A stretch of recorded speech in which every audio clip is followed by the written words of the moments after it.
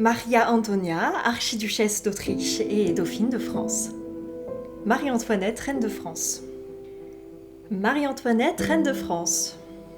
Toujours. Marie-Antoinette, reine de France. Toujours. 10 octobre 1770. 10 octobre 1774. Le 10 octobre 1789. Le 10 octobre 1793. 15 ans. 19 ans. 34 ans. 38 ans. Eh bien écoutez, l'accueil a été très chaleureux, les Français sont vraiment adorables, ils m'ont acclamé à mon arrivée, et à Versailles, eh bien, Sa Majesté le Roi était d'une très grande gentillesse, tout comme mesdames. Bon, il est vrai que j'ai l'impression que certaines personnes ne m'apprécient guère, notamment Madame du Barry, dont je ne comprends encore guère le rôle. Eh bien, depuis Sa Majesté le Roi, malheureusement trépassé, ce fut un grand chamboulement à la cour, et je dois vous avouer qu'avec mon époux, nous n'étions absolument pas prêts à devenir souverains aussi rapidement, chose que beaucoup de mauvaises langues aiment nous rappeler, notamment le fait que je suis autrichienne, n'est-ce pas ?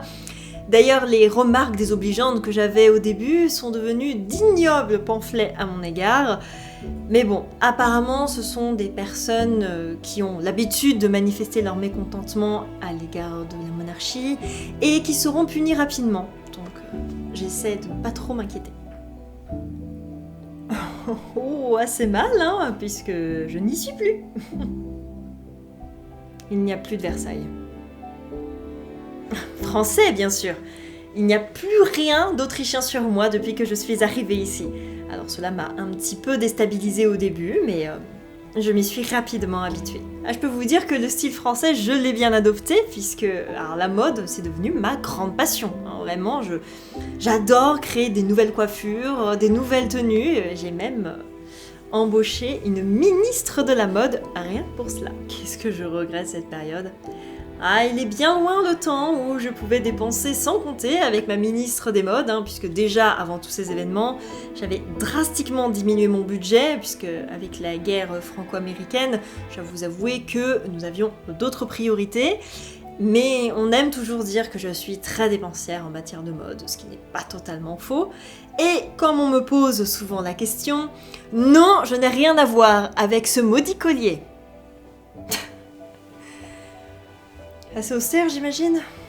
C'est une question délicate. Non, mais française, bien sûr, sinon je ne serais pas ici.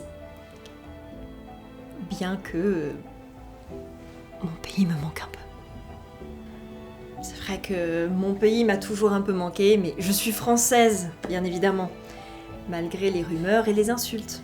C'est plutôt les autres qui préfèrent me voir autrichienne que française. Oh, cela sera décidé dans quelques jours, mais je vous avoue hésiter un petit peu en ce moment.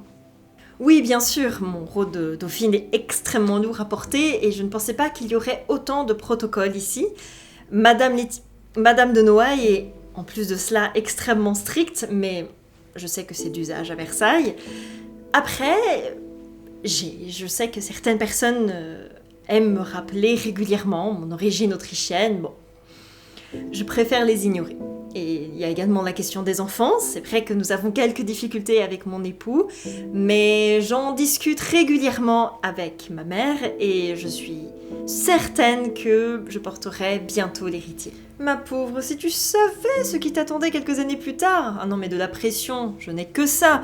Les rumeurs courent à mon sujet à une vitesse folle, entre le fait que je serai libertine, dépensière, et bien sûr non apte à procréer. Tout le monde n'attend qu'une chose, c'est que je sois répudiée et que je retourne chez moi, n'est-ce pas ? Je me suis faite insulter, j'ai cru mourir quand ces femmes ont marché sur Versailles. Nous avons dû fuir le château avec mon époux et mes enfants.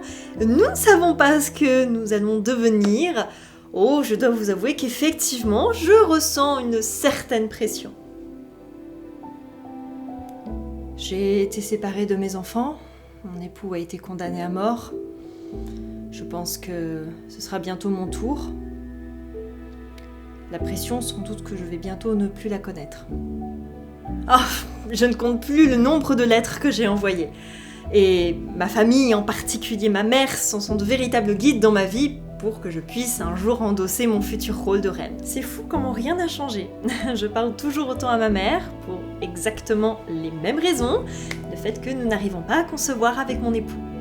Elle me donne plein de conseils, hein, vraiment, mais je sais pas, je dois mal les appliquer. Malheureusement, mère est partie de ce monde il y a quelque temps, et les relations avec mon frère sont très compliquées, au vu de la situation. Heureusement, j'ai près de moi mon mari et mes enfants, et nous essayons de rester forts malgré les circonstances. Jamais, malheureusement. Eh bien, mon petit chien, Mops, les petits chiens français sont adorables, mais j'aurais voulu apporter mon petit chien avec moi ici. Avoir été trop naïve. Mon Dieu, des regrets, mais j'en ai tellement en ce moment.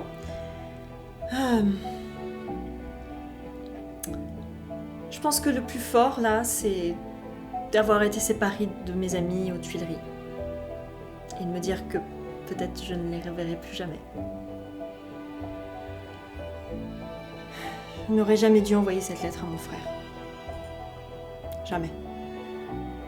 Ça me causera ma perte. Oh, sois bien plus sérieuse lors de tes cours, ça te servira par la suite. Et puis, profite avant d'endosser ton rôle de dauphine.